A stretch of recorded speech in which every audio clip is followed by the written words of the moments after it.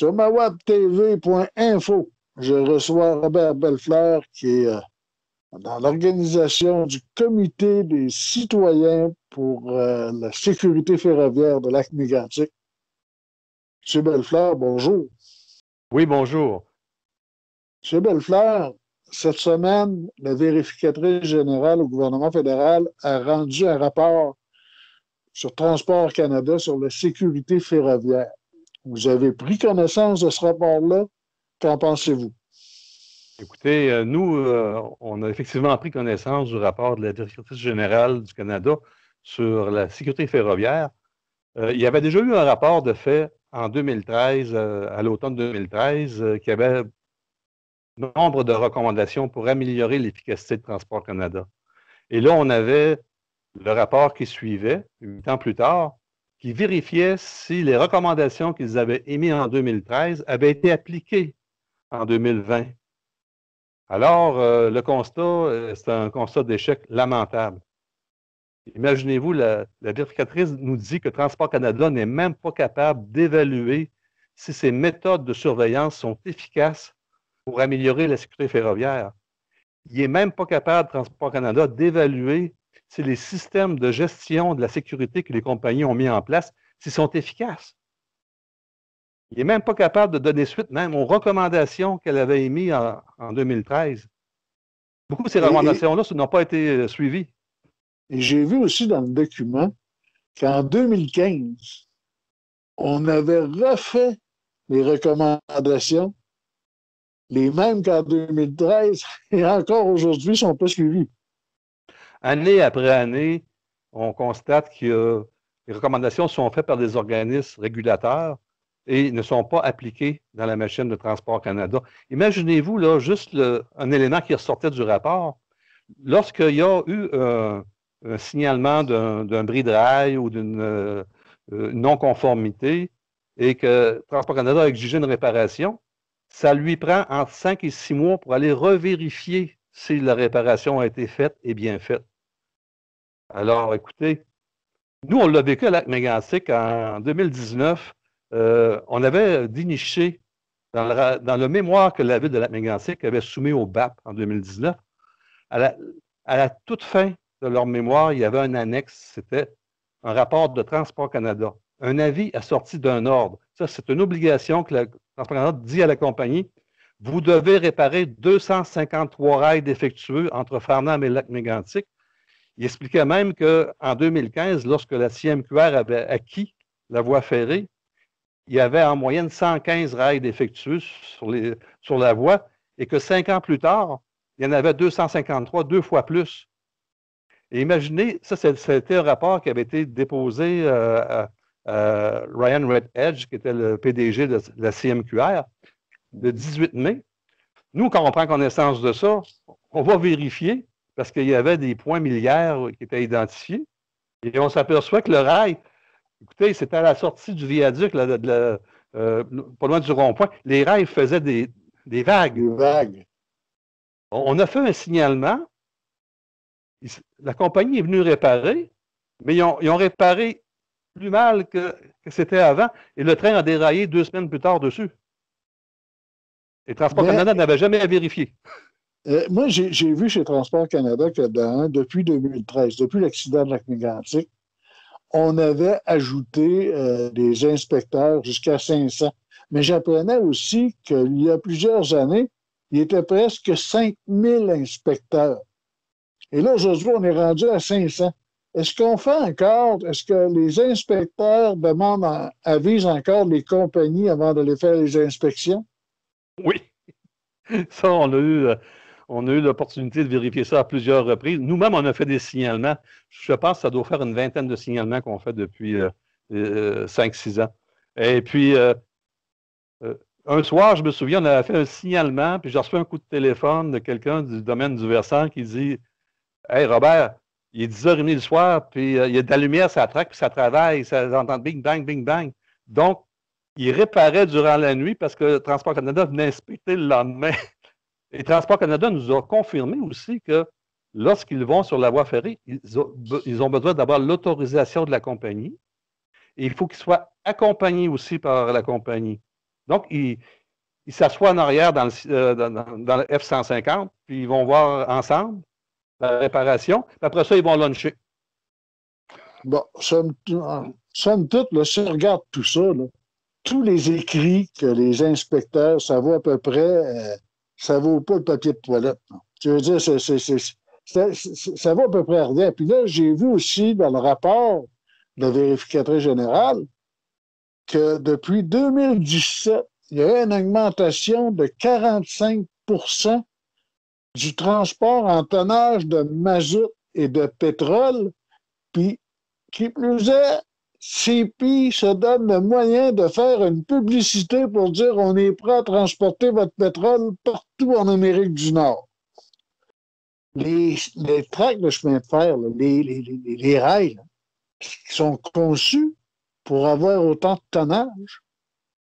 Malheureusement, regardez, en 2013, Tom Harding, lorsqu'il a pris le convoi, il y avait 72 citernes de gaz de pétrole qu'on disait brut, là.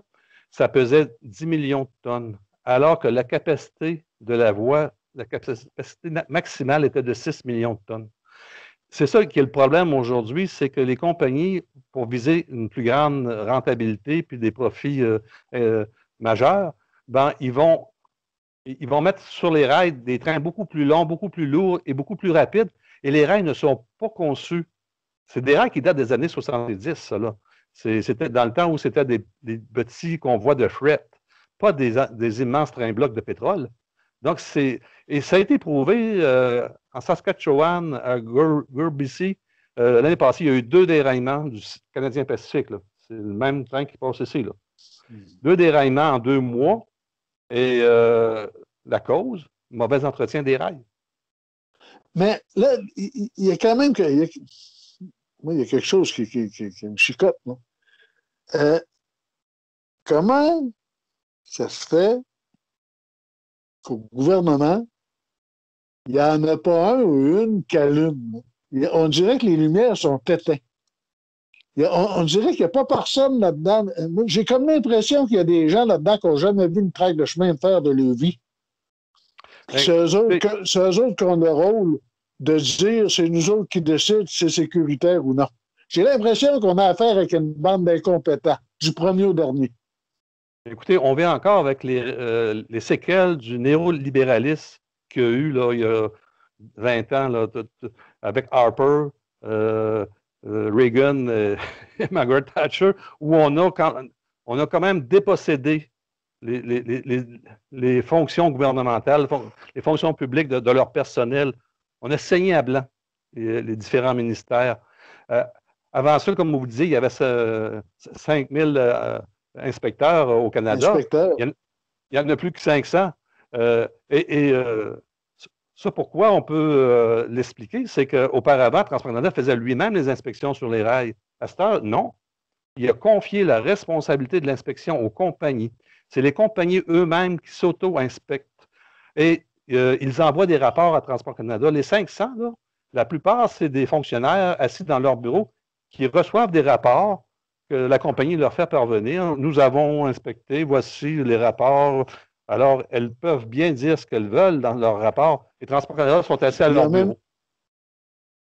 Puis ils vérifient même, la plupart du temps, ils ne vérifient même pas les dires des rapports. Mais 80% des inspections sont faites par les compagnies ferroviaires. C'est comme si tu mettais un mort en surveillance d'un poulailler. Mais quand on arrive, moi, il y a une chose qui m'a intrigué puis qui m'a choqué, carrément choqué, c'est de dire que dans les accidents qu'il y a eu, ça coûterait 1 milliard pour changer les systèmes pour qu'ils soient plus sécuritaires, mais que les accidents qu'il y a eu ont coûté 600 millions. Puis, on évalue que c'est plus payant d'avoir un accident de temps en temps que de changer les systèmes parce qu'on a quand même fait 400 millions de profits. Ça, c'est criminel. C'est carrément criminel. Ben, écoutez, on est au courant, mais on ne fait rien. Ben, c'est le néolibéraliste, c'est du capitaliste sauvage. William Ackman, quand il a pris le contrôle du CP avec Hunter Harrison, euh, c'était pour faire des profits maximum. Alors, écoutez, euh, on tient compte des dommages collatéraux possibles, puis on évalue si ça vaut la peine de réparer ou de continuer. Et la thèse, c'est qu'on ne répare pas. Moi, je l'ai constaté à plusieurs reprises. Différents rails qui étaient en mauvais état, on commandait des réductions de vitesse. Normalement, ça aurait dû tenir pour un mois ou deux, le temps que les équipes se rendent sur place. Non, c'est à long terme. On diminue la vitesse et on continue à passer sur ces rails-là, même s'ils sont brisés. Là, on va venir à quelque chose de plus concret. Là, la vérificatrice générale a fait son rapport. Croyez-vous que ça va changer? De la façon dont c'est amorcé, non. Les compagnies ferroviaires sont beaucoup plus fortes que les gouvernements. Faut se rappeler que le Canada a été bâti dans le concept du coast to coast et les compagnies ferroviaires prétendent être à l'origine de la naissance du Canada. Ils se placent au-dessus des gouvernements. Et ils ont des équipes de lobbyistes vraiment très, très, très efficaces qui contraignent nos législateurs à passer. Écoutez, actuellement, là, c'est l'Association des chemins de fer du Canada qui écrit les règles du règlement sur la sécurité ferroviaire. Le Canada n'avait juste signé en bas de la page. Vous seriez peut-être mieux de vous associer avec les Autochtones. on a même déjà... le contrôle. Quand ils bloquent un train, ils bloquent d'aplomb, là. Oui, on a déjà fait des contacts avec des communautés autochtones, les Abénakis. Maintenant, j'avais en entrevue une semaine ou deux la mairesse de Lac-Mégantic qui m'avouait que je trouvais ça très, très long, le dossier de la voie de contournement. Croyez-vous encore à ce voie-là? Oui, j'y crois encore. Ben, je la crois nécessaire. Regardez actuellement la conjoncture. Keystone XL, le projet a été abandonné par Biden récemment, il y a 2 semaines. C'est correct. On n'est pas pour les oléoducs non plus.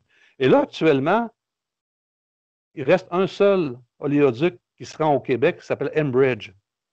Il apporte 90% du pétrole de l'Alberta au Québec, ce oléoduc-là. Et il a plus de 50 ans d'âge. Et la gouverneure de l'État du Minnesota veut le fermer. Veut le fermer parce qu'il fuit de partout. Donc, si demain matin, on ferme ce oléoduc-là, c'est le train. Et on le voit, des publicités sur le Facebook, le CP, à tous les semaines, elle nous annonce qu'il y a les installations, il y a le port, il y a toute l'infrastructure pour transporter le pétrole de coast to coast. C'est par Lac-Mégantic que ça va passer, je vous l'assure. Et c'est pourquoi on a besoin vraiment de la voie de contournement. Ceux qui disent qu'ils n'y croient pas, là, ou qu'on n'en a pas de besoin, attendez voir, vous n'avez rien vu.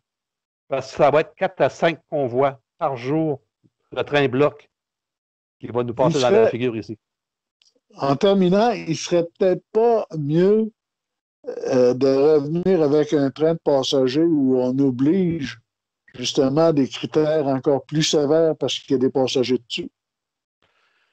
Lorsqu'on fait du transport de passagers, effectivement, ça prend des voies ferrées de catégorie numéro 4 ou 5 qui sont de meilleure qualité, donc des voies privilégiées, plus sécuritaires. Par contre, ils vont plus vite. Ouais. Parce que, vous savez, les fameux DOT 117 que le ministre Garneau a tant vanté, là, écoutez, ils déchirent aussi facilement que les DOT 111 là, à Gurby, en Saskatchewan, aux endroits où aux États-Unis, ça a eu plusieurs déraillements de ces trains-là. Ils ouvrent à 40 000 à l'heure, là. Imaginez-vous les citernes, là. Il faudrait qu'ils soient bâtis comme des chars d'assaut pour résister aux déraillements. C'est sûr et certain. Qu'est-ce que vous pensez? Le ministre Garneau, bon, il est maintenant changé de poste, c'était tant mieux. Il est allé dans l'espace, puis on a toujours eu l'impression qu'il était revenu. Mais le nouveau ministre, vous en pensez quoi? Pensez-vous qu'il peut être mieux ou que ça va être la même chose? Comme je vous le disais, les compagnies sont sont plus fortes que les gouvernements. Regardez, l'année passée, là, les deux fameux déraillements en Saskatchewan, à Gurbini, Garneau, à un moment donné, il a dit oh, il a sorti un arrêté ministériel pour exiger le ralentissement des trains en bas de 40 000 à l'heure. Une semaine plus tard, les compagnies CP-CN déposaient des griefs devant le tribunal du transport, parce qu'il y a un tribunal du transport qui gère ça. Et la semaine d'après, Garneau a levé ses interdictions. M. Bellefleur, je vous remercie beaucoup. Puis j'espère que les gens de Lac-Mégantic vont être encore plus éclairés avec cette entrevue. On peut penser qu'on a espoir. On a espérance qu'à un moment donné, il y ait quelqu'un qui allume. Mais... Il ne nous reste que la voie de contournement pour sauver Lac-Mégantic d'une deuxième éventuelle catastrophe. Cependant, moi, je suis encore très critique par rapport au tracé qui a été retenu. J'aurais préféré que le tracé soit beaucoup plus loin, qui contourne Lac-Mégantic beaucoup plus là, à l'est et même Frontenac pour aller rejoindre le 4e rang. Parce qu'il y a vraiment une jonction de siding, là, le Kenneth Siding. Là. On aurait sauvé bien des chicanes de clôture. M. Bellefleur, je vous remercie. Je vous souhaite une bonne journée. Merci, au revoir.